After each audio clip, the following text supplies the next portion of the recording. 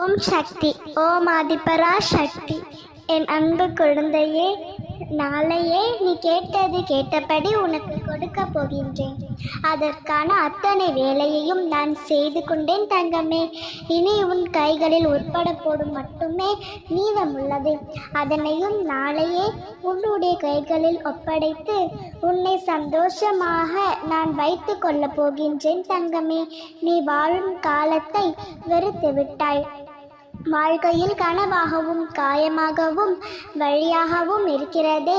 இப்பொழுதுதான் நான் சந்தோஷமாகவும் இருப்பேன் அம்மா என்று நீ என்னிடம் கேட்டு ஓய்ந்தே போய்விட்டது தங்கமே. இனி எது வந்தாலும் சமாளித்து கொள்ளலாம். எதையும் எதிர்த்து நின்று போராடலாம்.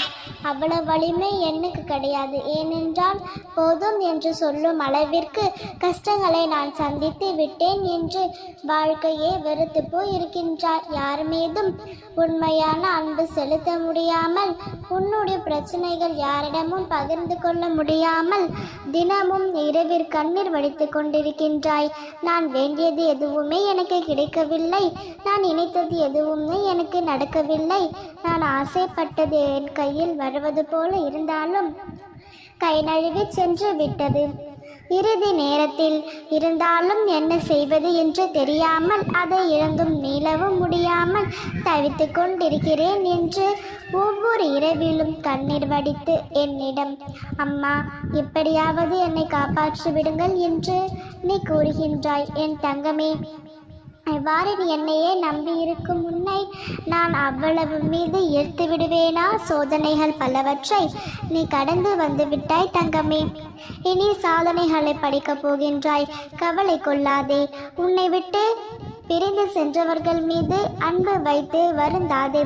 கடந்த காலத்தை நீ மறந்துவிடு. நிகழ்காலத்தை நீ அனுபவை. எதிர்காலம் நிச்சயம் பொற்காலமாகத்தான் அமையும். உன்மேல் பழைய சொல்பவர்கள், உன்னை விட்டு விலக நினைப்பவர்கள் உன்னுடைய அன்புக்கு உரியவர்கள் இல்லை என்பதை அறிந்து கொண்டு வாழ்க்கையில் முன்னேற முயற்சியடு.